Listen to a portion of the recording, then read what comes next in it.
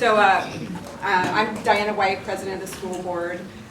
This is Corey DeMunn, vice president. His voice has gone out tonight, so he's going to talk a little bit, I think. So I just wanted to introduce the panel we have up here, and then we'll start asking questions. So Diana White, this is Ann McMurray on the school board, Gary Noble, and our newest member, April Nowak, and Dr. Nick Frosty.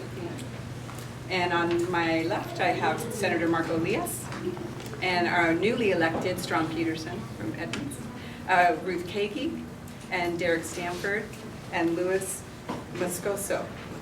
And well, first of all, we're going to start up, and they're going to stand and just give a couple-minute presentation about themselves. And oh, I'm sorry, Nick Fiorillo. How did I forget? So this is Nick Fiorillo from Terrace High School. He's actually brought a team with him, and they're going to be doing some recording of tonight's presentation. So, and he's the editor of the Hawkeye News, and brings a lot of good journalistic integrity to our meeting. So, thank you, Nick. Just Dr. Bross. real quickly, it doesn't happen automatically to get an event like this set up, and we're so appreciative of the lawmakers making time for this as well. But the coordination of the schedule, getting everybody here, including the food and everything, is Chris Hansen. Would you stand up, please? Yes. He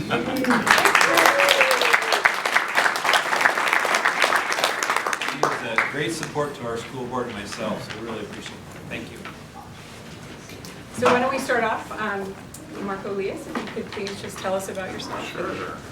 Quick introduction. Well, thank you. Is this on? Oh, maybe it is now. I don't know. It's very quiet, so I guess I'll just project. I'll use the microphone that the good Lord gave me. I'm Marco Lias. I'm state senator here in the 21st District, Edmonds, Linwood, Muckletioka, the north half of the Edmonds School District. I've been in the Senate just under a year. Last year when we were at this great event, my predecessor Paul Shin joined us for his last appearance, one of his last appearances as our state senator, and it's been a real honor to try to fill Paul's shoes in the legislature and carry on his commitment to our kids and to our community. Throughout my time in the legislature, I've been motivated sort of in the spirit of what Senator Shin always taught me, to view the service in the legislature as payback time. And I'm fortunate to have been a kid that made it in life because of some really great public schools. I went to Mukilteo Public Schools, graduated from Kamiak High School. Nick promised not to hold that against me, being a Terrace guy.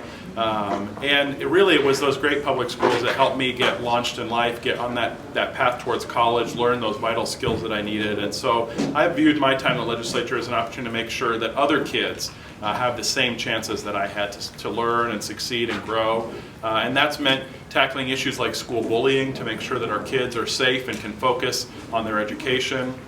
And in recent years, tackling issues like class size, to make sure that our kids can learn and grow in an appropriately sized learning environment where they can get the one-on-one instructional time that they need from their teachers. So as we move towards this session, I'm hoping that as we meet our constitutional mandate to provide our kids with a great education, that we think about what is a quality education, that we think about subjects other than just reading, writing, and math. Think about the arts and think about the other issues that motivate us and encourage us and other ways that we learn. That we'll think about how do we ensure we have a safe climate for our kids at school that isn't just a place they learn to read and write, but it's a place that they learn to respect and tolerate one another. And that we'll think about the basics like making sure that our teachers are paid a fair wage for the work that they do, and that we have class sizes that are appropriate for our kids. Beyond education, I work on a whole host of other issues, transportation, trying to make sure that our state is tackling climate change and keeping faith with our beautiful natural environment around us, and a whole host of other things that I'm sure folks are interested in, and happy to answer questions on education or any of these other issues tonight. Thanks for having me.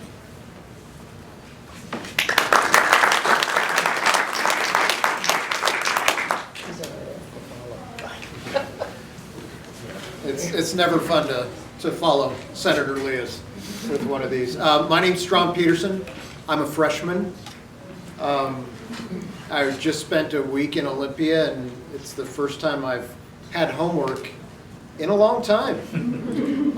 So lots of information. I'm really in that learning phase now, so this is a very appropriate environment. I harken back to many of those days of of learning. And I haven't woken up yet fearing that I'm, not making the test in time or sleeping through my test. I'm sure that will happen once session starts. For those who don't know, I've been on the Edmonds City Council now for 6 years, so very excited to take that experience down to Olympia and work on many of the important issues. Obviously, education is paramount this year with all of the decisions that we're going to have to make and that have been made by the Supreme Court.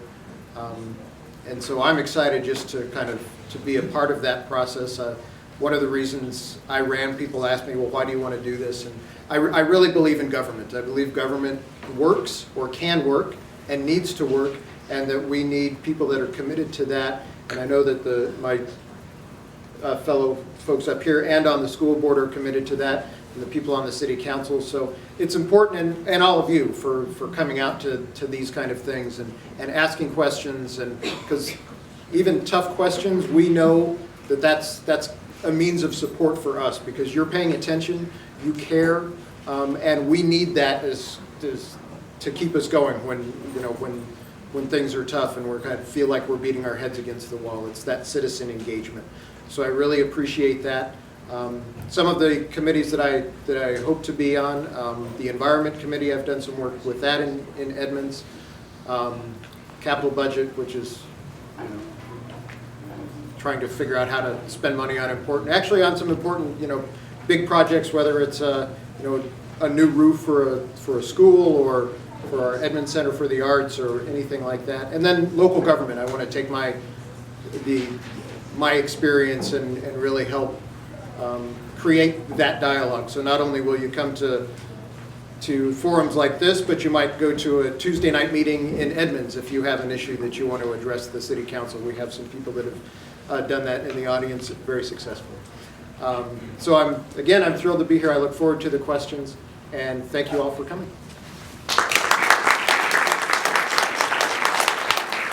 I'm Ruth Kagi. I've been in the legislature for a long time. I represent the 32nd District, which is the northwest corner of Seattle and all of Shoreline, and the southern half of Edmonds School District, a little bit of Montlake Terrace, and all of Wynwood. So it's really a north-south district.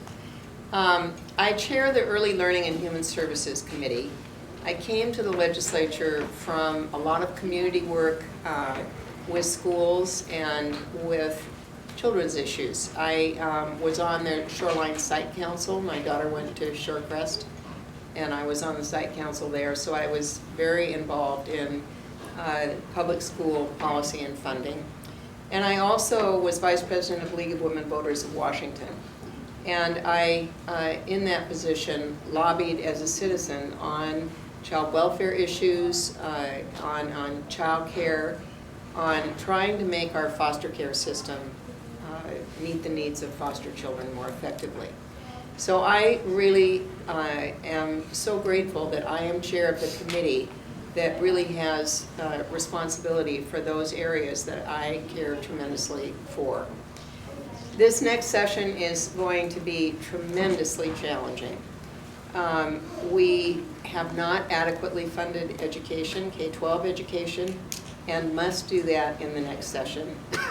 But from my perspective, we also have not funded well at all early learning, which is more and more research shows is really critical to giving children a good start in their K-12 education so they can succeed. We now spend 0.9 cents of our general fund budget on early childhood education, which I hear more and more people saying is really the best investment we could make. So we have a lot of things to reconcile. We need to make sure we fund K-12 education.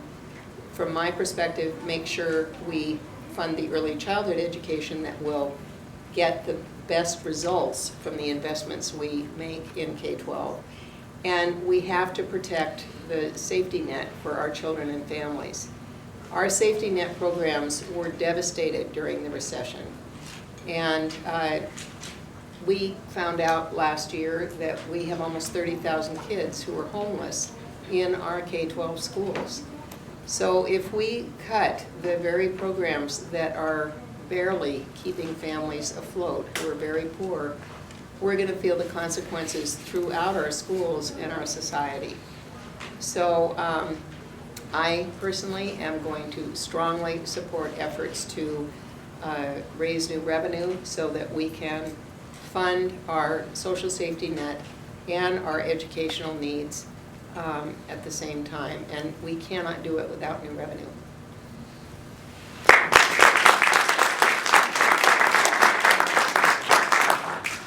I'm Derek Sanford.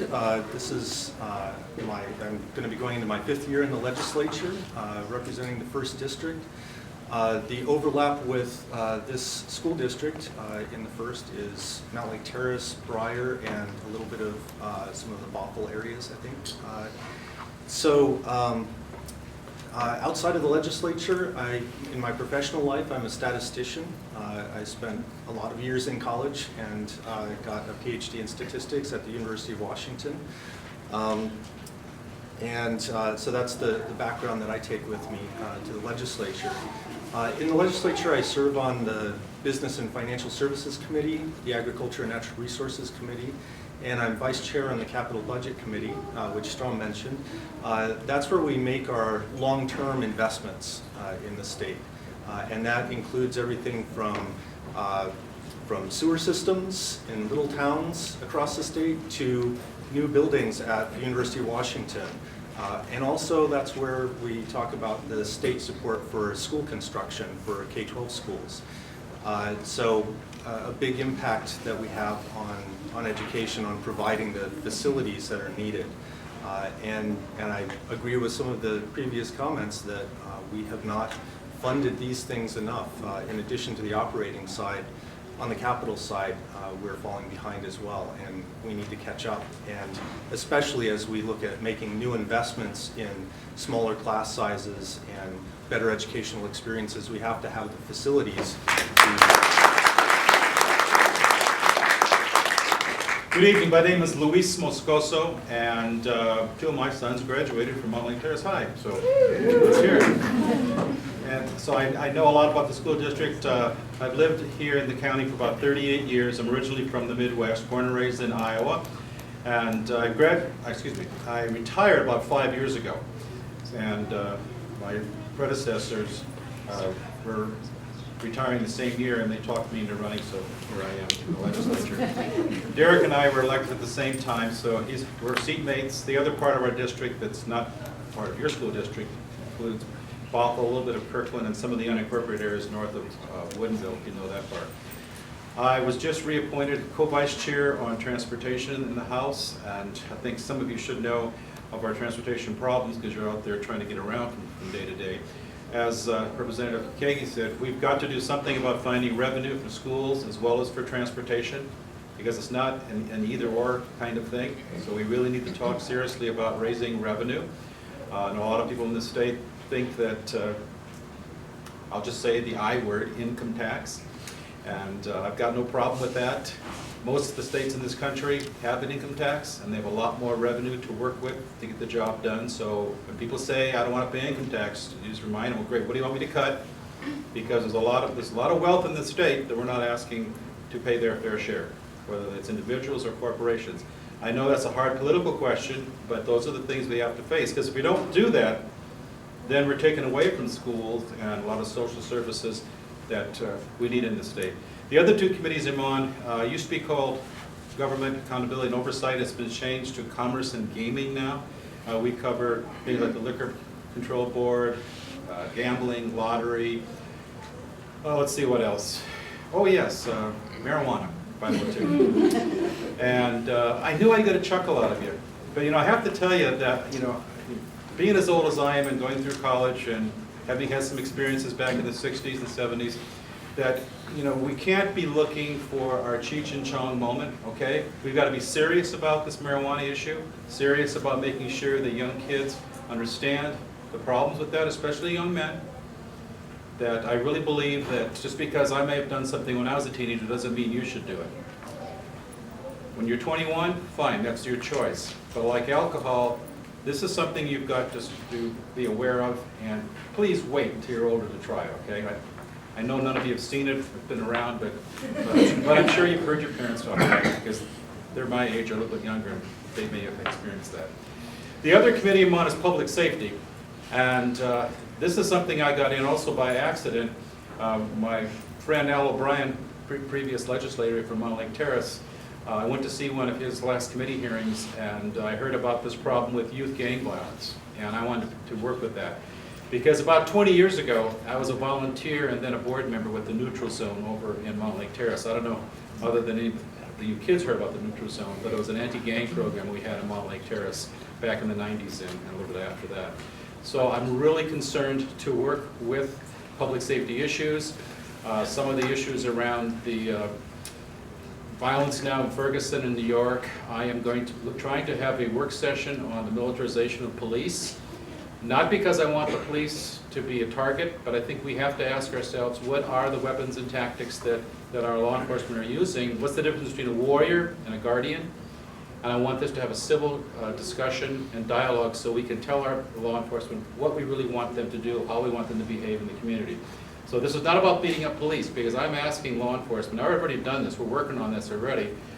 We are going to have the police help me present that work session, because I want them to own the responsibility of explaining why that's happening, and so they can have the right kind of dialogue with the various communities, especially communities of color, to make sure that whatever is happening in other cities, and what has happened in our area once in a while too, does not continue. We need to know how to talk to law enforcement and they back to us.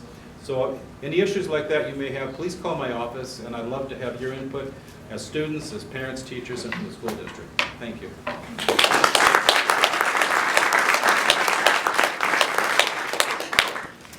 So how we'd like for it to work tonight. We have a microphone. Apparently it's a little wobbly. But how many kids are in the room? Students are in the room. If you could raise your hand. Great. I hope everybody came with a question. So what we'd like is to actually field some questions from a lot of the audience members. Of course, we have some prepared questions, but that's not as fun. We'd much rather hear from you. So there's a row of chairs up here. I don't know if there'll be a line, but if there is a line, you can just kind of come up here and use this first row of chairs to sit down. So who wants to go first? Oh, I see someone in a green top who's, no? Nick's got his hand. Nick. Okay, sure. Hi, I'd just like to say I'm Nick Fiorillo. Thank you for coming here. I appreciate your attendance in this event. I'm a senior at Mount Lake Terrace High School, and like many of my friends, I'll be going to college next year. And I think I'm concerned because we've seen a really disturbing trend for college tuition rates in our public universities. Annually over the last decade, we've seen 9.5% increase of college tuition. And many of you spoke about K through 12 and early learning, but I think another issue that we really have to deal with is college and public education or higher education. So I'm wondering what you all plan to do in this next session to try to help families who are struggling to pay for college. I'll take a stab at it. I should have mentioned that the Senate is not as advanced as the House, so they haven't announced our committee assignments yet, but I've requested to serve on the Higher Education Committee because I share your concern. The last two-year budget that the state approved actually froze tuition for the first time in many years, and I hope that as we move forward we'll be able to continue with that policy because while the costs of that higher education are going up, we've asked families and students to take too large a share. I actually fought that unlimited tuition policy on the floor of the House a few years ago, and we came within a vote of stopping it, so unfortunately we didn't quite get there. I do think that providing more opportunities for young people to access low-cost financing are important. Student loan rates are out of control for those that can't afford college. So in addition to trying to keep tuition low, we got to still provide options for young people that may need to borrow, and also looking at expanding our grant and other scholarship support so that particularly for our neediest students that we've got resources for them to draw on. And then the final thing is thinking about changing the model of higher ed so that We're encouraging students to get some college credits in the high school. I know Edmonds is doing a great job. You know, I was able to do advanced placement, and I went to a really expensive 4-year college, and not having to take 8 or 9 additional credits at thousands of dollars each because I got those AP credits really helped me out. So whether it's IB or college in the high school or doing Running Start, we need to get more students in their junior and senior year getting college credit. Also encourage our young people to think about community college first, to get that first year or 2 under their belt. It's lower cost than the 4-year institutions often are. And so if we can change the model so that folks are getting some credits in high school, go into a year of community college, and then doing their last 2 years at the 4-year institution, it could be a way to bring those costs down for folks as well. So I think we've got to tackle this across the board. I'm also excited, and one of the reasons I want to serve on the committee is to make sure we get a good 4-year institution here in Snohomish County. We're one of the largest communities in the country that doesn't have a 4-year institution, and I'm excited to get a Wazoo campus firmly planted in Everett so that our students here in this county don't have to drive to Seattle or up to Bellingham, but they have choices right here in our community that they can access affordably as well. So that's a few of my thoughts, and Nick, I'd certainly love to hear more. Well, we just had our House Democratic, we call it an advance instead of a retreat. And higher education was one of the major topics that people are very concerned about.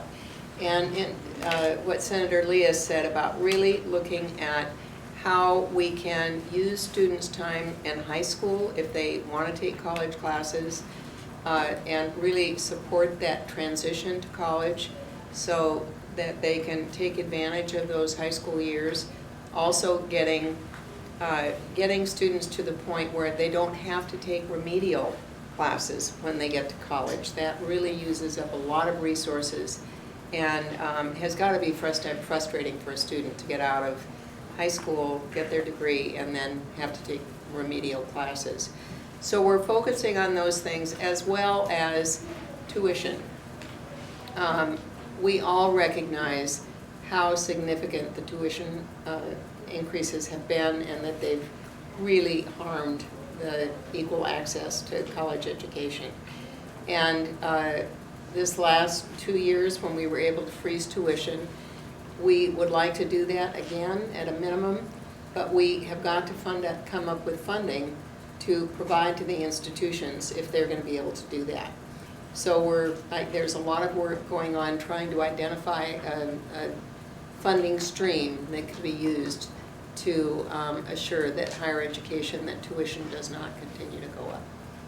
But it's, you know, in this picture that we have of everybody competing for the general fund dollar, which has not risen nearly as quickly as our revenues have in past recoveries from recessions. It's going to be a real challenge to fund all of the priority needs that we have, and higher education is one of them. And I'll just add to that a note about capacity. We have a capacity issue here as well as affordability. At the University of Washington Bothell in my district, they just opened a brand new science building, which is a wonderful addition to the campus. Even after opening that building, the campus is more than 30% over capacity.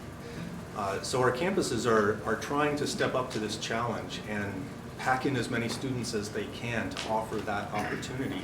But we need to do more. Senator Leas mentioned a Wazoo campus expansion in the Everett area. That's a tremendous need that we have to address that population. And all over the state, we face similar issues. We need to expand the capacity, increase our buildings, and especially in areas of science and technology and engineering and math. Any questions from out there? Andy Knopfsinger. Hi, I'm Andy Knopfsinger, mom of 8-year-old Matthew, who sits in a class of 30 kids at Pryor Elementary, and math teacher on release to serve as president of the Edmonds Education Association. So thank you for being here, thank you for your service, and thank you all for talking about the need for new revenue. because we are not, of course, significant progress on the McCleary decision, and also implement the class size numbers in Initiative 1351. And then how can we help you back here to get the message out as well? We can start at that end.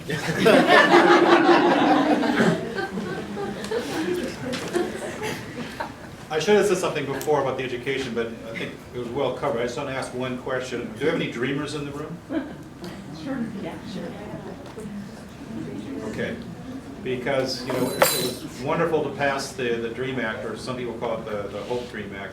But we've got to find the money to make sure that these students who qualify can go to college or higher ed, whatever they choose to do. And this is another aspect of making sure that our immigrant families, particularly the Latino community, has an opportunity to become part of this country. And we educate them up to high school, and then they can't go to college. That doesn't make sense. And how to pay for it? Well, I'm not on any of the finance committees, because I'll ask the statisticians to figure all that stuff out.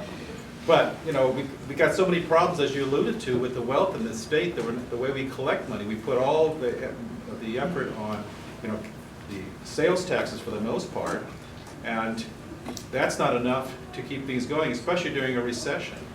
There's just not money there. We've got tax loopholes and tax credits and all kinds of other issues.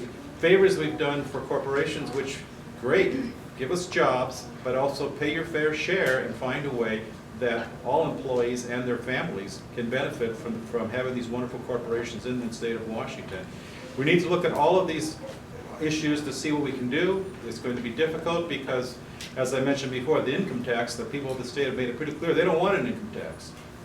So the way it's set up right now, you got to buy more houses and cars in order to raise enough taxes for us to do things. And if you haven't got a job and you don't need another car, that's not going to work out that way. The other thing that maybe should be mentioned tonight is, with the changing majority in the House, we've got a very slim margin between the Democratic majority and the Republican minority.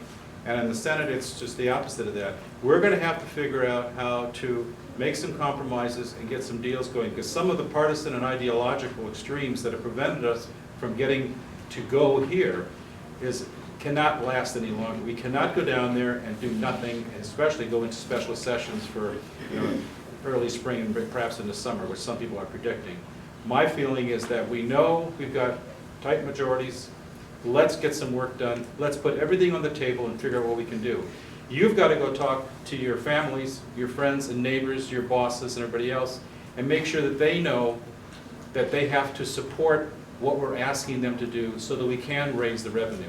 It doesn't do any good just for one party to make propositions, and then some people find ways that, well, I want somebody else to pay for it. I want to get done, but somebody else has to pay for it. We're all going to have to figure out how to pay for this together, and that means paying attention and telling your legislators, not just those of us up here today, but other folks from other parts of the district, talking to your school administrators as well as your teachers, that the public has to help us raise the money we're going to ask for.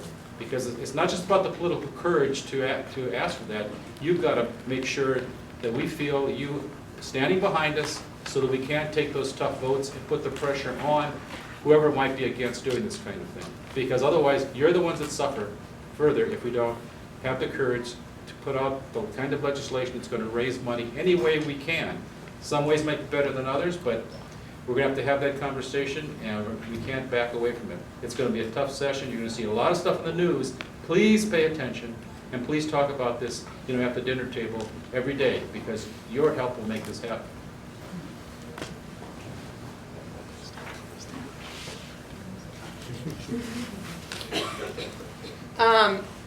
I think it's helpful to kind of have a context for this revenue conversation. In 1995, Washington was ranked 11th in the nation in terms of the incidence of tax per thousand income, both state and local taxes. We are now ranked 37th. We rank below Mississippi. And I don't think the voters in Washington state understand what has happened to our revenue system, in part because 50% of our revenue comes from sales tax. And our economy has shifted to more to services or to online purchasing, or we're spending much less of our money on sales taxable items. And there are other ways that our revenue base has really, really been eroded. So we've got to make some fundamental changes in the way we raise revenue. I personally favor a capital gains tax because it's progressive.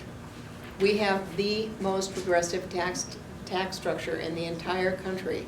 If you're poor, you pay high taxes. If you're rich, you pay low taxes. So a capital gains tax will tax people who have capital gains over a minimum level. It won't tax your house. And I think that is a fair way to impose a new tax. So that's one specific thing that I would like to support. We're also looking at reform of our B&O tax system to increase the rates for larger businesses and eliminate B&O on small businesses. And it would generate more revenue and would be more fair. So those are just two examples of some of the things we're looking at. But I quite frankly think we're going to have to look at a whole range of options. We're going to have to find something that both the Senate and the House can support, and that is going to be a huge challenge. And I agree with Ruth about the capital gains tax, absolutely. Changing the B&O tax.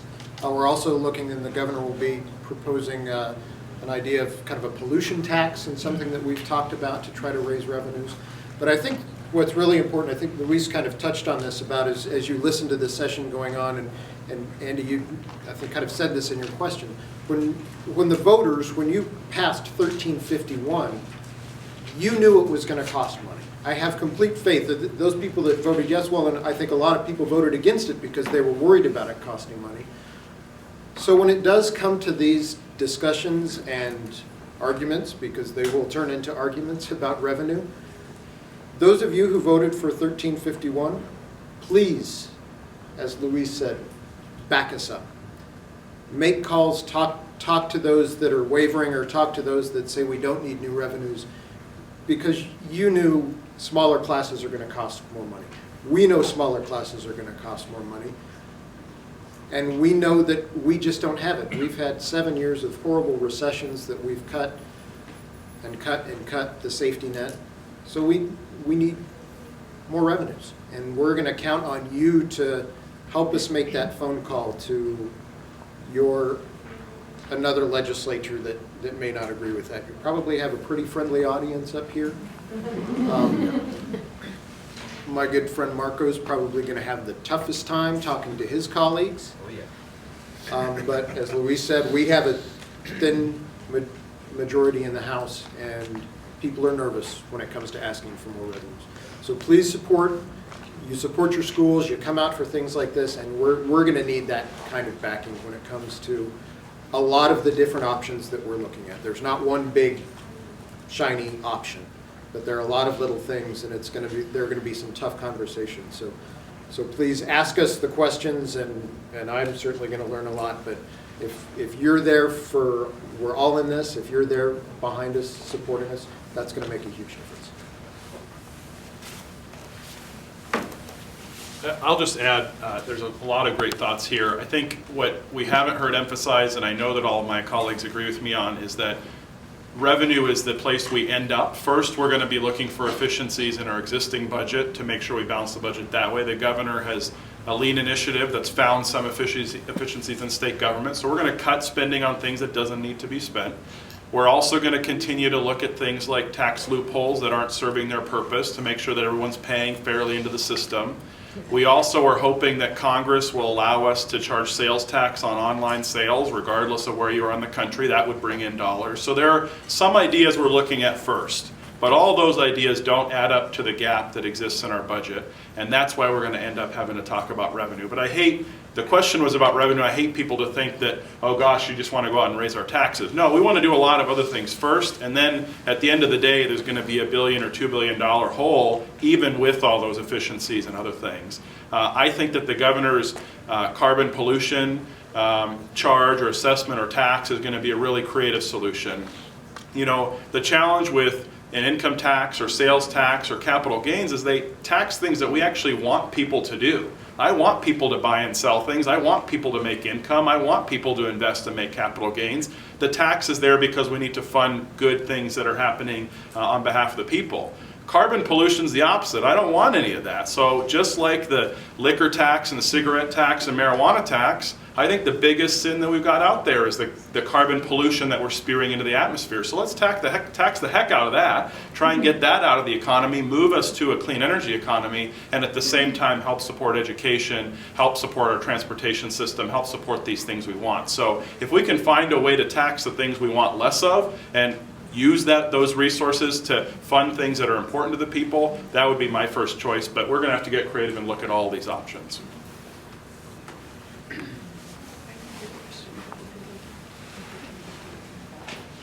Can I follow up to that? So about a dozen years ago, the initiative was for income tax, Bill Gates Senior funded it, et cetera. I would guess that there is there's no way you're gonna get an income tax through the legislature. No way. So has anybody gone back around and looked at trying to get that back on as an initiative? Because if it's spearheaded with the idea of we have to fund this and this and this that you all voted on in initiatives 1351 being this example, you might get someplace. I don't think you're going to get any place on a capital gains tax, in my opinion. But the income tax coming back around with you voted for this. Has anybody gone back around to try to get that happening?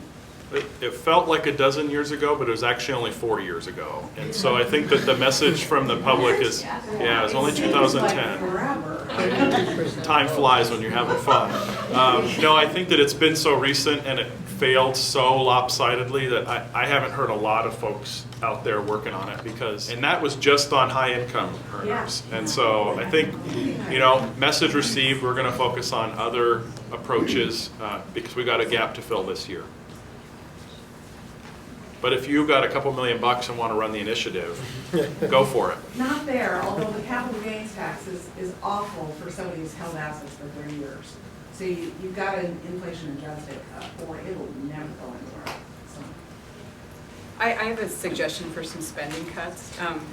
So every time the legislature puts another graduation requirement like end of course, HISP, MSP, now it's smarter balance assessment, and then you guys, and then so it's a, I'm sure there's a lot of people in the state that are working on implementing or getting these tests going, grading them, and so, and then now we're starting talking about pre-K and kindergarten. Are we going to start testing 3 and 4 and 5-year-olds? And from an education standpoint, it's kind of frustrating when they say, like the McCleary, I think I've heard from, a few lawmakers that say, well, we will spend more money as long as we show we're reforming education.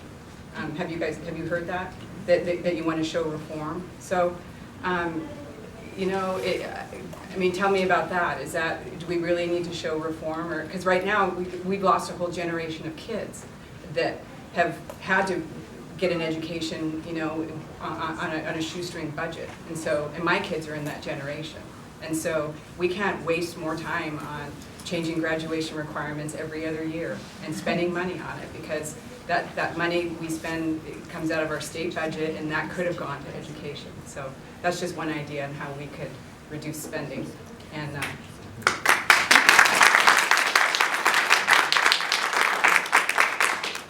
is there another question on here? I'm happy to answer that. Okay, go. I would say in the last budget cycle, the estimate was that the the high-stakes tests cost us $40 million in a biennium. So I certainly am in favor of not spending $40 million on these high-stakes tests and spending that on smaller class sizes or more teachers. But $40 million doesn't get us to $1 billion or $2 billion, which is the whole. So it's one idea. And then the federal government has requirements on some of the testing. I'm hoping that the new Congress will take a new look at the No Child Left Behind Act and get rid of some of those requirements so that we're not stuck implementing some of these requirements as well. But we are spending millions of dollars on what I think is unnecessary testing. We need some testing to make sure that we're getting results and that we know where students are at. But we don't need to be testing every kid at every grade level in all these different formats and change it all the time. So I agree with you. Follow up on Diana's excellent point. The state might be spending $40 million out of their pocket on the test, but districts and schools are spending well more than that to deal with the unfunded portions of giving the testing, not to even take into considering the lost days of learning that our students experience through all this testing. So, you know, it's $40 million from the state, but if so many of these unnecessary things were not required, we would save so much money on our end that could go to so many better things. Good point. Courtney in the back. So I'm a parent in Edmonds and I'm a teacher in Seattle. And we're getting into, Hollywood's getting into their award season. The school districts are getting into their testing season. The first one starting with the February 2nd, 3rd, 4th, and 5th for the biology EOC and the math EOC. Then there's going to be another 3 days of testing in March. Then there's going to be the Smarter Balance, I think in April or May timeframe. And then there's going to again be biology and math EOC testing in June. So that is 4 weeks of lost education that my school, that my students are losing because of all of this testing. Not to mention that our state finally got it right when we keep comparing ourselves to Europe and Japan and China as far as their testing when we went to the end of course. You guys probably didn't hear us all in the classrooms cheering and thinking, thank God they got it right when we went to end of course assessments. It just makes sense. You teach algebra, you give an algebra end of course assessment. That makes sense. Now we threw out the WASL, which was a 10th grade test, and now we're changing it to a 11th grade test with more rigorous standards. And I teach at an alternative high school in Seattle, and I teach some of the most at-risk youth in the city. And all of these changing standards, you guys have just guaranteed that 50% of the students I work with will no longer be able to graduate. I'm terrified of what's going to happen when they go to 24 credits. Right now they're at 20. Next year they're going to 21. It's fine for the top 20%, but when we're talking about the bottom 20%, you just increase that the gap in their ability to achieve a high school education, which is $1 million in their lifetime. And as a teacher and as a parent, I'm angry and I'm frustrated, and I wonder who's the voice of reason? Where did it go? Why are we making this so hard for our kids? And I thank God that my son is graduating in 2018 because, oh my God, how much harder do we want to make it for these kids to get a high school diploma? And it's $1 million in their lifetime if they don't graduate high school.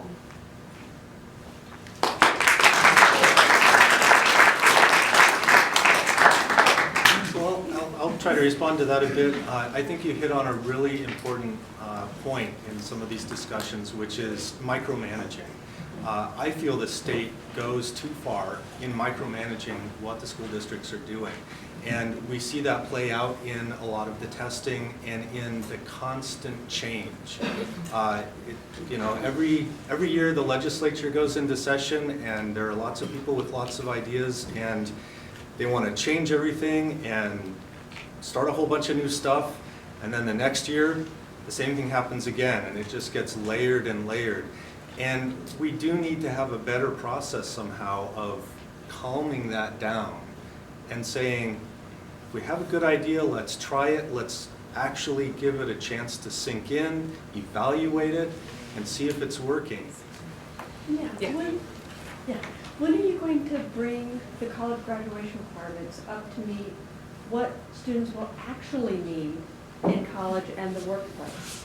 So, for example, not all colleges offer a full year of computer, or high schools offer even a full year of computer programming, but that is an essential class for students going into any of the maths or sciences or even business. That's just kind of a core thing that you need to learn. And foreign countries are teaching computer programming down into the elementary schools. And there are programs to teach elementary school students, MIT, Alice. They're designed for kids to learn computer programming, but in the whole of Microsoft, we're not teaching that in elementary school or middle school, and only in some of the high schools. But we have foreign languages that we teach in high school, but not in elementary school when kids can actually learn it. So it seems like it's all kind of counter. We're working against ourselves in what students learn. If it's important to us that they learn foreign languages, we should be teaching it in elementary schools. But why are we only teaching it in high school? Why are we requiring arts? Why do we require Washington State history, other than it's tradition to learn Washington State history? As a student, I learned Hawaii State history, Texas State history, and Washington State history. And I'm telling you, Washington State history is boring. I got nothing. Texas State history, Hawaii State history, interesting, relevant. Washington, boring. Useless. I'm trying to figure out how to keep kids out of it. Because it just really, wasn't, but I'm sitting here going, the things kids need to learn. They need to know written communication. They need to know to read. They need strong math skills if they're especially if they're going into the sciences. But some of this other stuff, it's negotiable, but we're not focusing on the core things they need and the things that they need for a job and are essential for college. And so where's the leadership there as we go into the 21st century?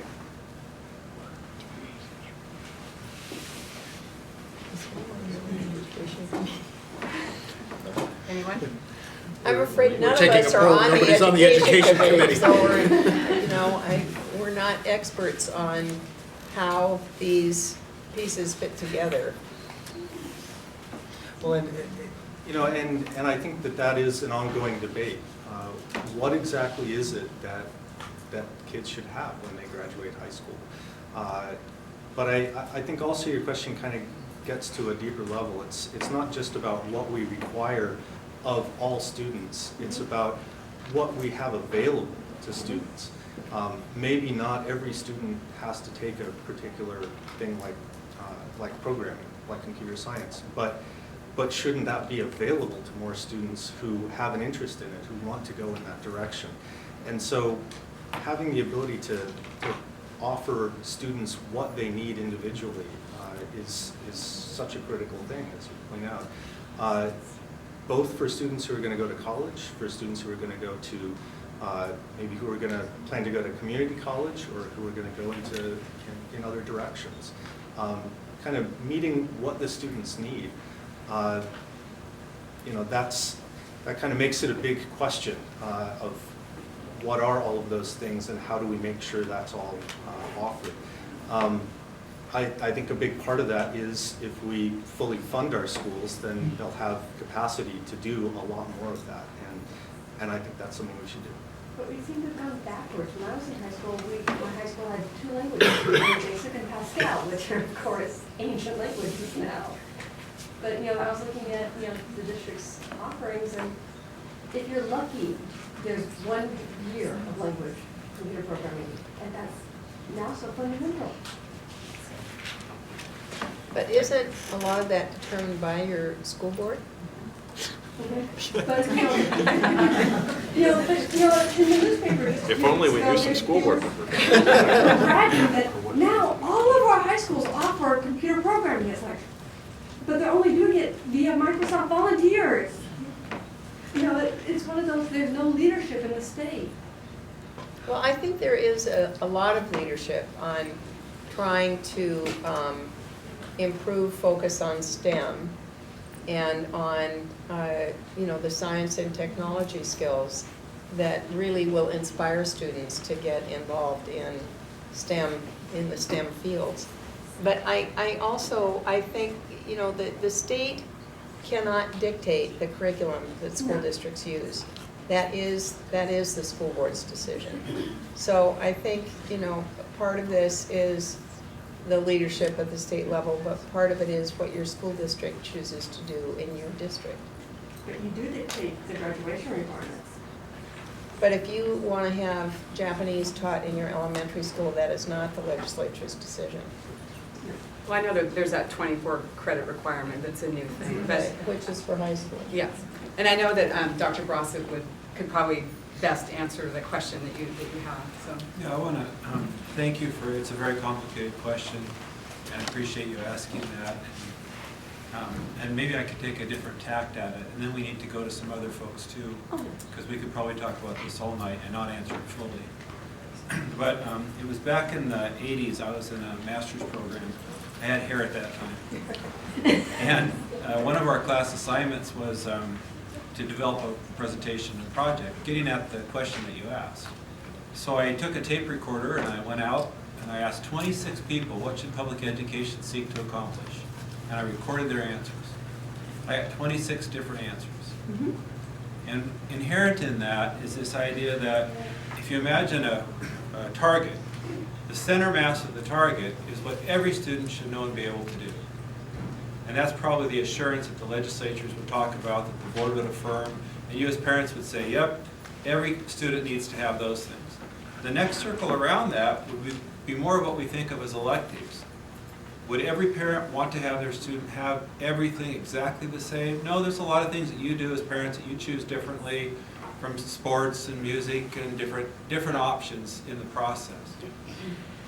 Our state isn't set up, we're not funded to be able to provide everything everybody wants at that level of detail. And then beyond that are the enhancements that you make as a parent, maybe the special trips that you take with your students and the things that you do as a family. So our problem is so profound, we are not funding that center circle. Just that. And your question is getting at really good ideas that go even beyond that. The problem that these folks have, as required by the Constitution, is just the ample funding of that center circle before you even get to these other layers. And nobody here, nor I, would disagree with you that they're good things. But there's a huge scale challenge and a huge capacity problem, and we haven't gotten our arms around the smaller version of that yet. So again, I want to thank you so much for your question, for being here tonight, and I'm sorry if my question isn't as good as or my answer isn't as good as your question, but we need to move on to some other folks too. Thank you. Zeb, please. My question is, there is so many changes and a requirement for the students to be in a certain level. And I always think, why is it we're focusing on testing only but not their education? And that worries me about, as an immigrant, when I came here a long time ago, education was everything in this country, and it made us who I am today. But that's going away from our children, and that worries me so much. And people, kids that in the low income, and people like me, they cannot even have that, the dream, that American dream that we have to achieve our goal. And how can you guys do to support that? And why is money is being taken away from education, but focusing on buildings and things like that? To me, it's more like a business. You can have a business and a beautiful building, but if the business is not running in the right way, that means we're not successful. And I worry about that, and I don't know if you have any answer that to make me understand why is that happening, or is it politics, or is it not? I'm not getting it. That's my question. It's a lot of questions wrapped in one. I agree with you that we have too much testing. Part of the reason why we have so much testing is because the federal government in Washington, D.C. makes us require a lot of testing. And they give us a big chunk of funds, and they say you won't get our money if you don't make these kids take all these tests. So I'm hoping that with this new Congress that we will get some change, and that the federal government will stop telling us to require so many tests. That's a big element of it. We also add our own tests on top of that, and I would support taking some of those extra tests off so that we're not doing as much of it. So I agree with you there. I think in terms of the really nice buildings, the schools that I travel around our district, there's a few really nice buildings, and that's the ones that were just built. And then there's a lot of buildings that are aging that are not so nice. So I don't see the problem in our districts being too many nice buildings. We have Linwood High School is beautiful, but that's because it's brand new.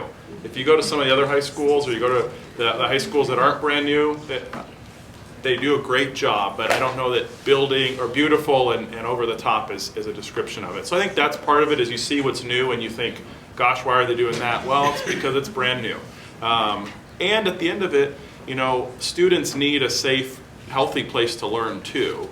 And when a student can't hear the teacher talking because the air conditioning system's too loud, or when there's mold in the building, or they're too cold or too hot, it makes it tougher to learn. So I do think that we need to think about some of the space issues and make sure we've got healthy and productive school buildings. Also, from a business perspective, we've got a lot of buildings that waste electricity. And so Dr. Brossett's stuck writing electric bills that are too high because the buildings are old and they don't have the most efficient systems. If we put a bunch of solar panels on a lot of our buildings, we could reduce some of those costs and save money to spend on education. So I think thinking about how our buildings interact with the kids inside of them is important.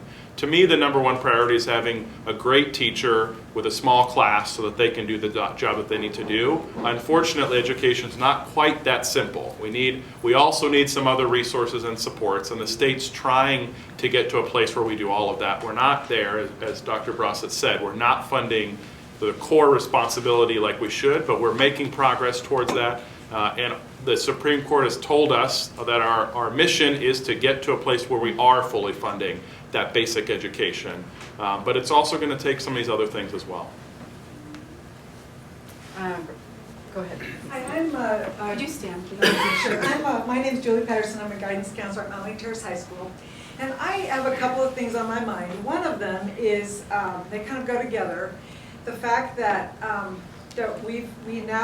we're told we're going to be deciding about whether to ask for, I'm part of the Strategic Direction Committee, and we'll be deciding on whether to ask for a waiver for the Core 24 requirement for a couple of years.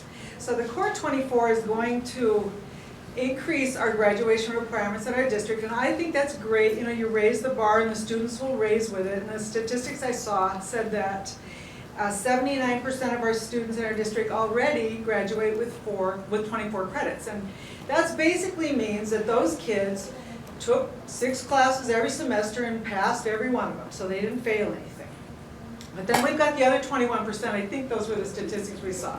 The other 21% did not pass. They graduated with 22 credits or fewer than, if they graduated with 22, it's not been 24. So scheduled classes, you'll end up with 24 credits, and if you don't quite, you'll have fewer than that. So where, at this point, with our students, where are the supports going to be for the kids who have to make up those credits somehow, other than, because there won't be any leeway, any flexibility. And part of that, we're seeing kids are already in classes, they're called collection of evidence classes. They are designed to get a student, they earn a student credit, they're taking up space in their day when they could be taking an elective that might fuel their interest in a field of study beyond high school or something like that. But instead, those classes are directed toward passing the test, basically, the state test. Collections of evidence, which is an alternative to if they've taken the sat for the test, and of course exam or WASL or something like that, or the HISB, they will count, if they can collect enough evidence that they know the material, then they will be granted their diploma because of that. So I'm just really concerned about, at this time, this moment, how, unless I missed something somewhere, how do they come up with 24 credits at this point when they're still struggling to fund education basically to a basic level? It seems like there's just some, that's also part of the struggle we're up against. So, and we're not experts on the process. I will say the Core 24 was something that our State Board of Education has worked on since I first got to the legislature, so at least 8 years. So it isn't a concept that popped up overnight. And I think the state board really has spent a lot of time trying to focus on making sure that that high school diploma has meaning and that students, when they leave high school, are ready to succeed either in college or in the workforce. So I think the challenge with Core 24 is when you layer our high stakes tests on top of it and these other things, it becomes one more challenge for students to meet. If we can take some of those, the culminating exhibits or culminating projects are gone, the college and beyond plans, some of these other things that were distracting from what are important, I do think making sure that that high school diploma has meaning is important. And let's clear out some of these other things that are lower priorities, and let's fund that Core 24 so students get the education that they deserve and have the chance to do the makeup if they need it. If you mean funding, so the kids who are not successful first time around coming into high school with low math skills and that kind of thing, because that's kind of very often the problem. But I want to just caution you, the high school and beyond plan, that's important. I mean, that's a big part of my job. It's a part that I love. We want kids to have their eyes on the prize. You know, that's really important. The culminating project, yeah, it's valuable too. But if you have to cut something, but high school and beyond plan. I mean, we need that. It doesn't strike me that every district has implemented high school and beyond plans with the same rigor. So in a lot of districts, it's just been another piece of paperwork you have to fill out, another requirement. And so I think that the core is getting a great teacher in a classroom with a small number of kids and learning the concepts. And that, I think, what Core 24 is focused at is what are those things that we want kids to know. Is there any, before you start, is there any students that have a question? Students? You have a little spot right here, so you got some time. Okay, hold on. Anybody back there? We've got some reporters, I feel Okay, like we'll leave it to our trustee Nick. Just have a question on a topic that rarely gets discussed, but I think it's important, and that is extracurricular activities.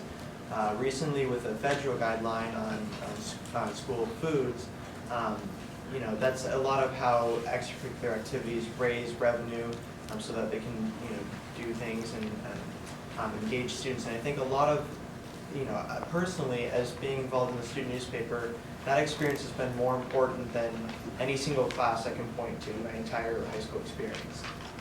And I think, you know, it doesn't get discussed a lot, but these extracurricular activities, whether they be sports or a newspaper club or leadership, so many students are interested in education because they have those opportunities and because they have that access. But what you're seeing recently is, you know, because these programs don't have funding anymore, because they're not allowed to, you know, go sell, I don't know, cookies or whatever it be.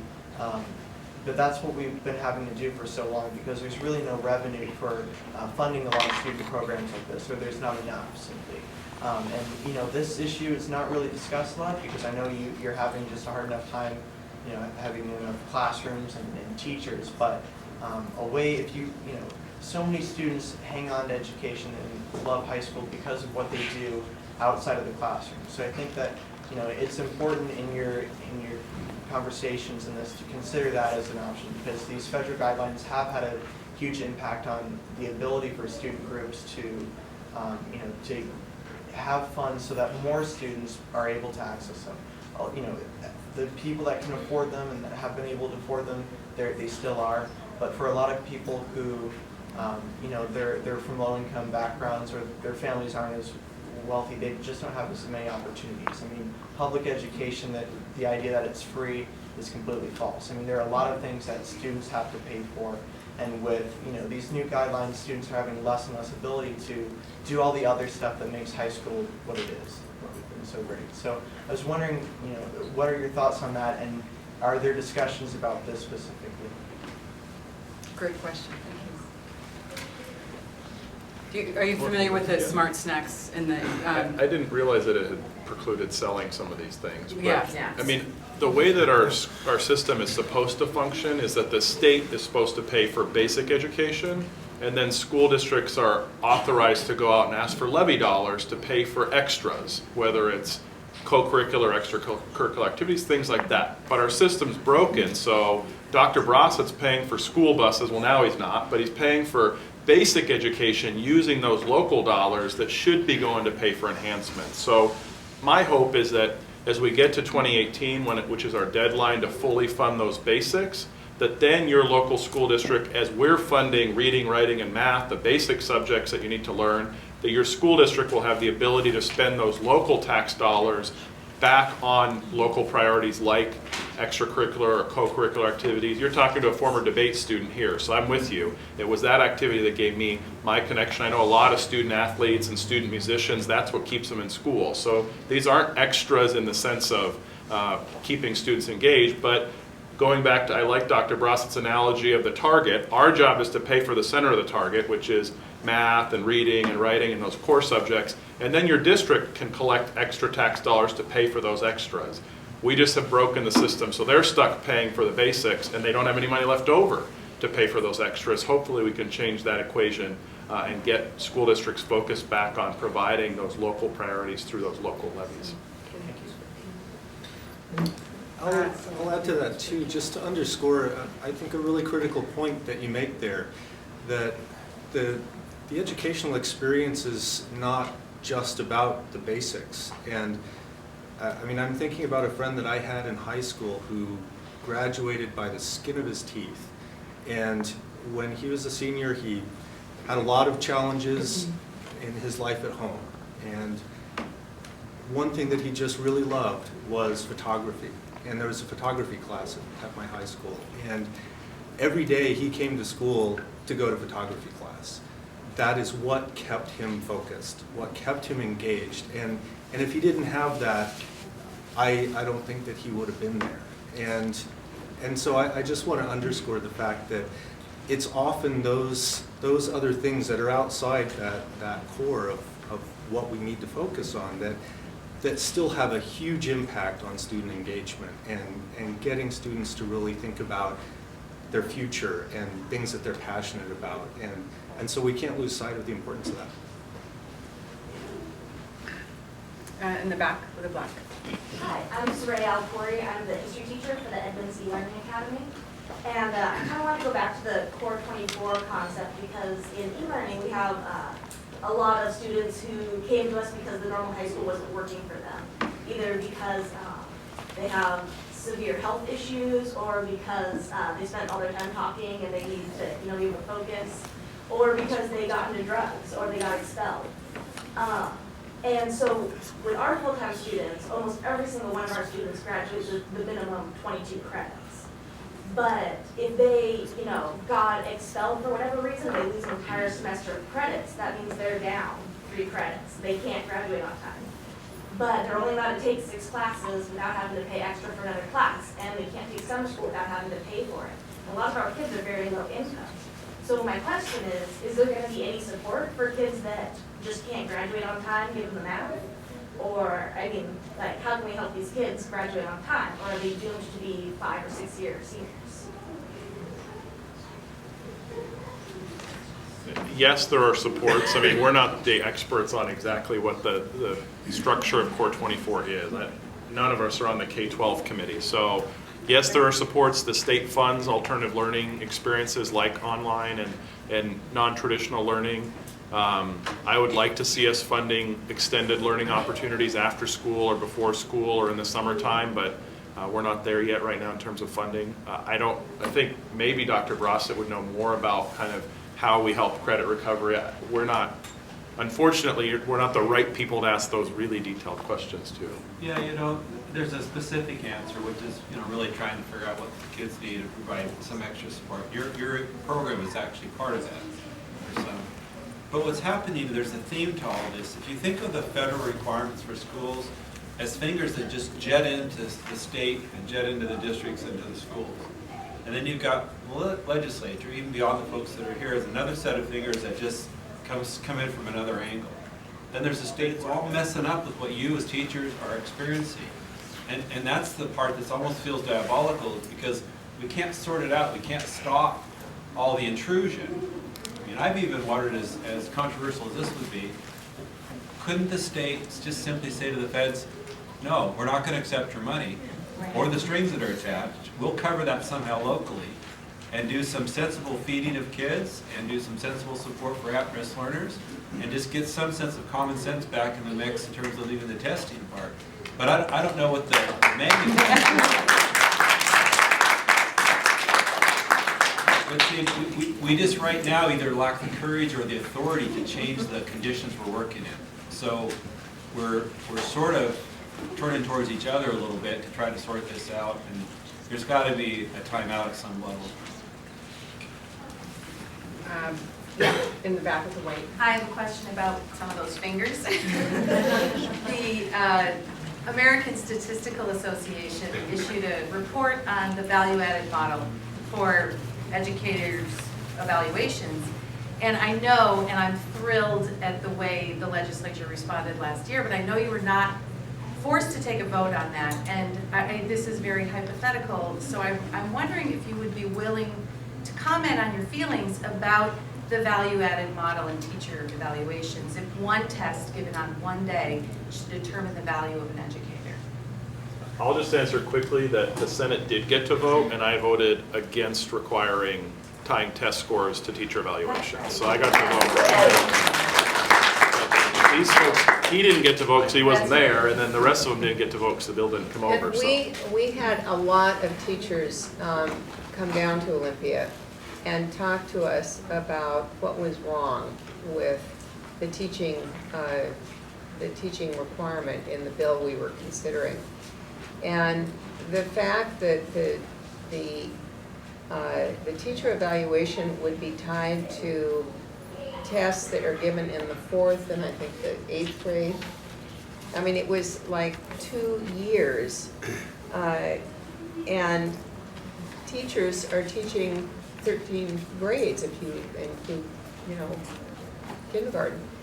So it just on the face of it didn't make any sense, and all of the music and the arts and the things that don't have tests associated with it, it was really nonsensical. But it just broke my heart to lose the flexibility of $40 million in federal funding that's used for some wonderful programs and supports for students in schools. So it was an impossible situation. And we lost our waiver. And let me just add, it always makes me happy when people listen to statisticians. So thanks for mentioning that. And I completely agree with their statement that essentially the fundamental flaw with those models is that there is so much external to what happens in the classroom that affects what happens with the student. And to hold teachers accountable for a lot of those things, it just doesn't make any sense because they don't have control over those things. And I would hate to see a situation where teachers are put in a position where they have to, because of their own job evaluation, try to say, I don't want to get that student in my class because they might have some problems. I just want the good students because that's the way the evaluation system is set up. That's not a sensible evaluation system. In the black. Can you please stand? I have changing the focus a little bit. I have a question about safety in our schools. It's very concerning to me for our students and our teachers and the staff. And I'm wondering, I know that there have been attempts in the legislature to pass child access prevention as far as preventing gun violence and child access prevention, and even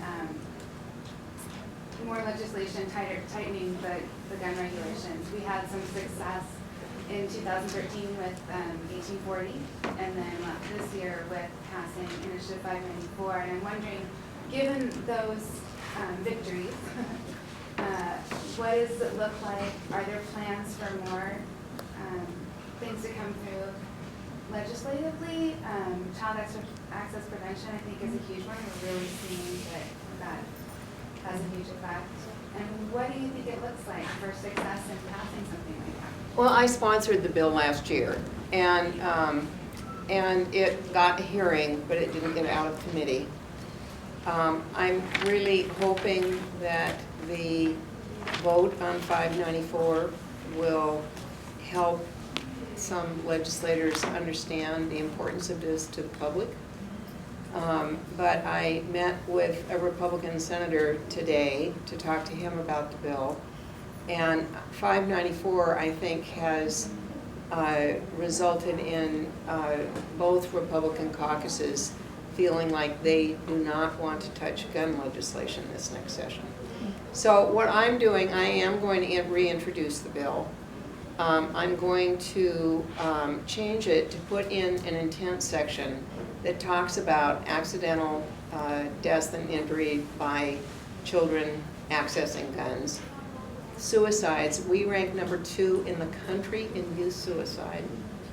And the third is children accessing guns and going outside the home and doing tremendous harm. And I think Marysville has clearly demonstrated the danger of that, as if we needed another example. So I'm meeting with Republicans trying to get some to sign on to this bill. Because if we don't have Republican support, there's no chance we're going to get it through the Senate for sure. And we might not even get it through the House. And it's one of those issues where common sense doesn't seem to convince people. And it just is really the most frustrating subject, because it's so clear the damage that is happening to children and to others as a result of access to guns and the harm that that causes. So I'm going to try. I am not optimistic. I hate to see another ballot initiative because the legislature won't pass common sense legislation. But this is a very partisan issue. And if somehow we can break through that partisanship to help legislators understand that this is a responsible gun ownership bill, then we may be able to get there. I'll do my best. Thank you. Could I add to that? I fully support what Representative Kage's talking about, and if you like 594, and I supported that, I voted for it, I understand that there's going to be a number of bills that try to water down 594. Now, hopefully, if the Republicans are afraid of dealing with these bills, they won't go anywhere either. But I know that there will be some attempt to change the legislation. And there are a couple of Democrats that also support these bills too, so I don't want to just put it all on the Republicans. But this does come down to pretty strong ideological feelings about guns and gun violence. So I think by passing the initiative, we have started a better dialogue and discussion on guns in this state, and we have to keep it up. Even if we can't get a bill through, let's keep the discussion going and see what else we can improve on later. And I just want to add that Representative Kage's bill is important. We also need to look at our mental health safety net. Up until just in the last few months, Snohomish County, 750,000 people had 30 psychiatric inpatient beds. So we know in a county with almost 1 million people, there's more than 30 people in crisis at any given point in time, and there just aren't the resources. The Seattle Times just did an in-depth profile on the fellow that went and shot a student at Seattle Pacific, and the young man in this taped interview talked about how he'd been trying to access mental health services but couldn't afford it and wasn't able to get help. Whether he was lying or not, who knows? But we know that there are folks that are in deep trouble that need help, and by the time they're picking up a gun and walking towards a school, we've missed the boat. We need to make sure that there's resources in the community to help them long in advance of that. And that's part of what we're trying to work through now, and these budget cuts we face. When we say we cut the safety net, one of those safety nets we cut was mental health care for those that can't afford it. And we need to replace those funds so that we aren't just stopping their access to the gun, but we're also getting them whole so they aren't having those urges to begin with.